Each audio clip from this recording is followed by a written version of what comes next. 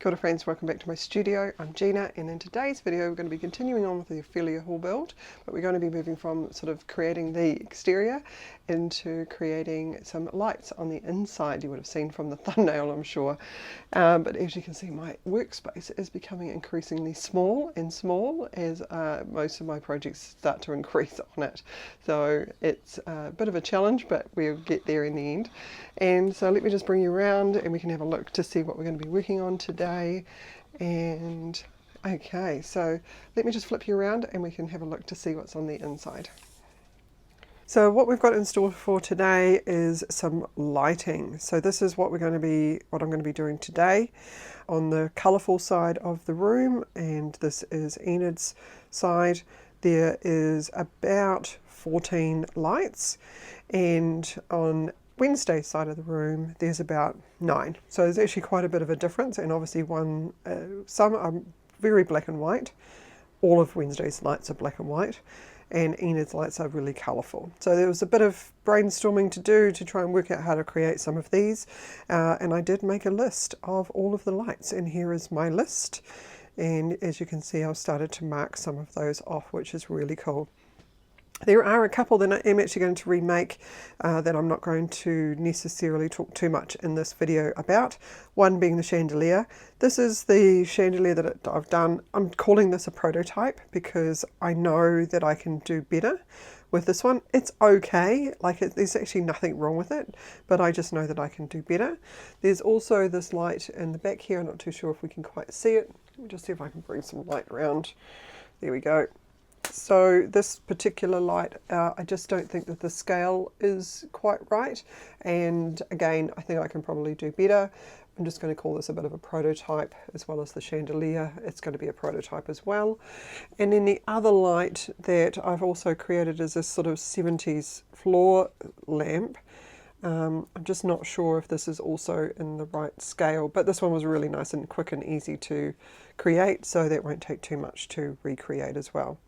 So that's what we're going to be doing today, and I will start to show you through each one of the lights. This one here is the only one that I haven't really got a video on, purely because there's not too much to it. These are 2 little beads. These are plastic beads, and all I've done is I've glued them together. So there's a glue right through the middle here, and then I've just glued a LED, a micro LED, in with some E6000 glue.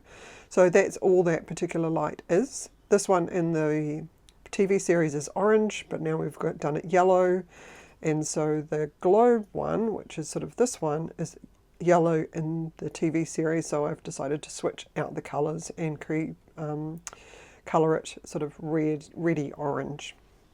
So that's the main differences there. Everything else I've tried to keep as close to the TV series as possible, and using different tools and techniques to actually create these lights. There are some that are 3D printed. There are some using polymer clay, some using cardboard and paper, and some just using some bits on pieces of whatever I can find in my stash.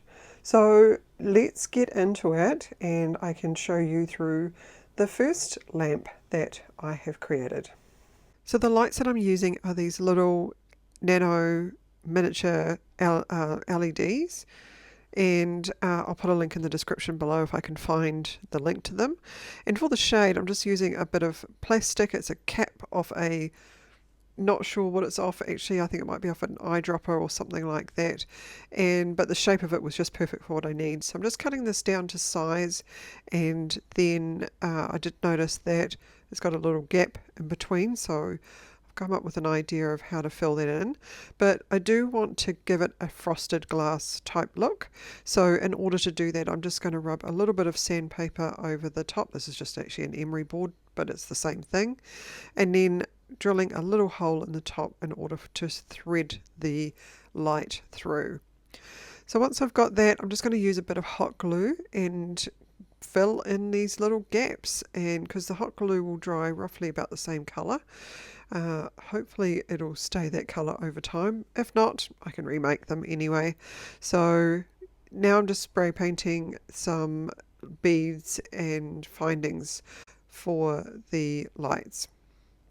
So I'm just going to thread in through the light, through the top of the shade, and that's about where it stops is roughly about where it needs to be anyway.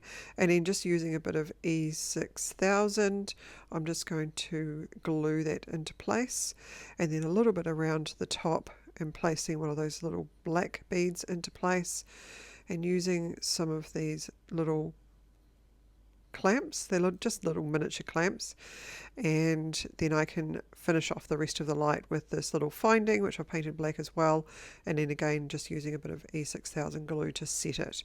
And then once it's all dry, I'm just going to use a little pin vise and drill a hole through the beam and the wall, so it's actually going to come all the way through to the outside. So that's why I wanted to do the lights at this stage, so that I can hide the wiring.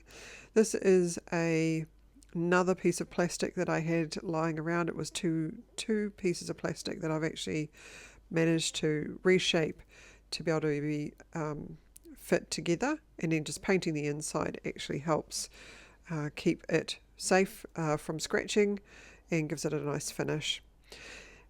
Moving on to the polymer clay, this is some translucent clay, and I thought that this might work quite well once it's baked to create a sort of frosted glass lampshade.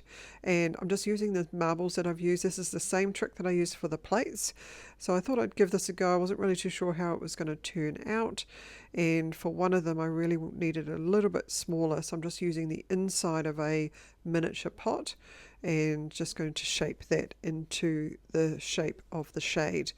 And this has got some 3D printed parts that are going to go with it in order for me to get the light in the middle, which can be a little bit tricky when you've got either a dome shape or a shade shape, needing to find a way for the light to be held in the center.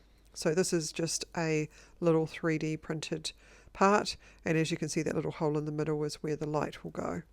So for one of the lights, it's actually a striped light, and I thought that I could use some spare pieces of polymer clay that I've got multiple colors.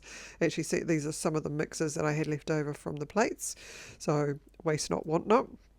And so I'm just lining these up roughly to give me some idea of pattern, and then I'm just going to go through and layer them up with some more translucent clay, because I really want that stripy effect, but a sort of frosted glass also, and also for the light to be showing through. So I'm just going to stack these up into a stack, and then cut them down to shape, and then using a slicer just slice through a section, and then I'm going to run it through my pasta machine to get it nice and flat and connected together. And then using a bit of tin foil in the middle, I'm just going to shape this to the shape that I'm looking for, and then I can pop that aside ready for baking.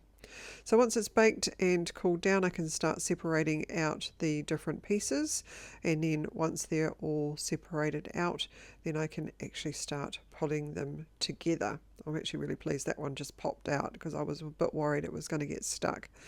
So this is the light with the 3D printed part, so it's just the lamp base, and again it's got that cross section to hold the lampshade in place. And this is that little one that was in the pot, and I'm just going to use a bit of super glue to connect that little cross beam.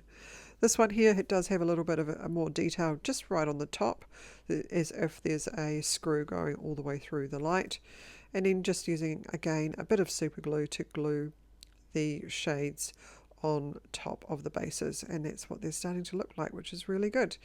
For this decorative light, what I've done is I've made one end a lot smaller, and I've just used a loop around on that LED light so that it doesn't pull all the way through, and again using a bit of super glue to glue it all together. For the entranceway light, what I'm doing here is just drilling a hole through the polymer clay, threading the light through, and then using a slightly smaller dome to give the look of the glass light. And then I just had some 3D printed parts. It didn't print off very well, so I'm just reusing those as the top and the bottom. For this lamp, I've just got this bead that I'm going to use and just a bit of cardstock that I'm also shaping into place, and the same with this one as well. And just using a bit of plastic, I'm just going to shape or draw around the shape of the shade, cut it in a circle, drill a hole in the middle, and then I'm just going to push that up through the bottom, and I'm just using a bit of matte board there just so that it sits indented from the bottom of the shade, and then I'm just going to run a bead of glue around. So this is going to act as the same as those cross pieces that I used earlier, and it's in order to hold the light in the middle of the shade and with on the lamp base. So this one here is going to go on the candlestick base that you can see off to the left there, and then this one's going to go on the little plastic bead, and I just use the same technique. Make sure that the plastic is tight enough that it just sort of sits in there, but I'm just running a bead of glue. This is just wood glue. It's going to connect really well with the paper, so I just run a bead around both on both sides of the plastic, on the inside and on the inside, both sides of the plastic. So once I'm happy with that, then I can start putting the lamp shades together. So just threading the light through the shade, and you can see it sort of sits in the middle there, and then through the base. And then I can add a little bit of E6000 on there as well, and then I just leave that aside and let that dry.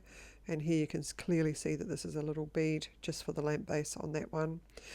Moving on, we're going to create some of these lanterns. So this took a little bit of brainstorming to work out how on earth I was going to make them, and I worked out this pattern, which I will leave a link in the description below. I'm more than happy to share this with you if you're wanting to make them yourself, and all I've done is I've cut them out on my Cricut, so it'll be an SGV file as well as a PDF and a PNG file as well, just in case you need different file versions. And I'm just using some alcohol markers. One thing I would do is not do this.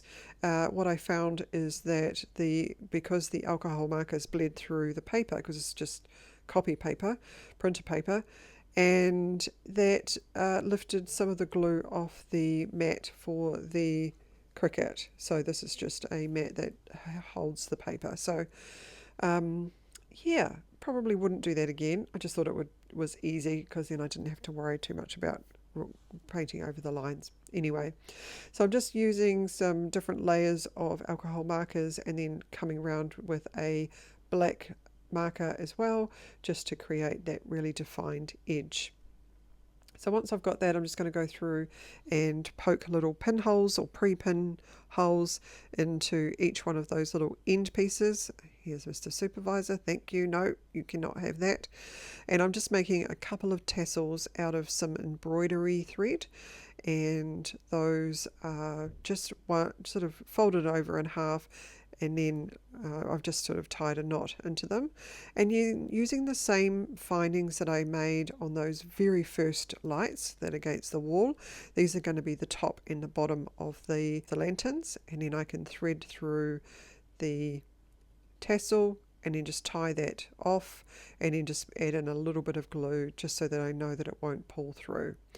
And then once I've got all that in place, I'm actually going to use the light itself as threading through all those pre-punched holes that I've already made in the outer edges of that star shape. And as I start threading those through and overlapping them as I add them all up, that's what's going to pull the shape of the lantern together. So I'm just going to work my way around. I did a couple of tests of these to see what was going to be the best way to, add them together, because when you've got 12 layers of paper, it gets a little bit thick at the top. So I did want to make sure that the very top piece was able to sit nicely and not be sort of pushed off in a different angle. Anyway, that's probably not going to make any sense at all, but here we go. Here's the actual lantern together. So I'm really happy with how that was turning out. I was not sure how I was going to make those to begin with. Then one last little light to complete the video this week is a little a little wall light. So this is to go on any side of the room. I'm actually just going to make this in black and white. I didn't really want to make it to stand out too much, but it is just a little wall sconce which is going to go through the beam and then through the wall. And I'm just following pretty much the same process as I've done before, just using a bit of plastic to create a place for the light to sit in the middle. And then once I've got that, once I'm happy with that, I'm going to just cut down the excess plastic and I'm going to thread the light through, and I'm just using a little piece or little bead just up the bottom, and then I'm just using a length of wire just with a bit of super glue, just gluing that into place, and then just another little bead as well, just for that to be sitting against the wall. And then just using a bit of black spray paint, I've just sprayed it into the corner of my palette. It's not really a palette, it's a takeaway lid. Anyway, it's a palette, and just using that to just paint it all black. So there we go, it's all finished. I'm really happy with where it's actually turned out. There's still a couple of more lights that I really want to take more time to recreate, so I'm just using those as my prototypes, and I can get into those either in the next video or maybe one a little bit further down the track. One thing I've done recently is bought a 3D printer, which some of you will know if you've been following the channel, and so I wanted to share with you my little first version of my little gargoyle. So I've got 4 of these that are printed. This one's actually primed as well, so he's ready to go for painting, so I might get onto that one next week. And I've got they're all different, slightly different little gargoyles, so these have come out really well. I'm really happy with those, and I've had mixed sort of experience with the 3D printer, which I'm more than happy to share with you, and what I've learnt, what works, what doesn't work. There's a few things that don't work, and especially with the type of printer that it is, so I'll follow that up in the next video. One of the other things that I wanted to do is I'm wanting to finish off a couple of projects. This one here is the artist studio, and I'm really wanting to get this one finished for the show. It has still got the exterior to do, and I've got some wiring to do for the light. There's only one light in this particular build. Also the roof is not attached. I kind of started making some brickwork and got that far and ran out of steam, so to speak. I've also got a character that I'd like to put in here, not in this outfit, so I'll be redoing that particular outfit, but I really wanted to get an idea of placement and scale, so I'm really happy with how this is actually all sitting. And then I've got my picture that I've done the tutorial on in the background, as well as a little artist easel which was given to me by one of my club members, which I thought was really, really lovely. And the other one is the garden shed. I mean, it's pretty much done and it would be okay to put in like that, but what I do want to do is put a character in here as well. So I've definitely got some space just in here, and the little cat will be looking up at the character or the gardener. So I've got a doll in mind that I can use for that as well. So it just kind of adds to the scene. So yeah, so there we go. It's there's still a lot to do, and there's lots of little projects to finish off. So I might actually wrap those all into one video of prepping for the show or something along those lines. And so yeah, that's it for this week, and have a fabulous week everybody, and until next week, I'll see you then.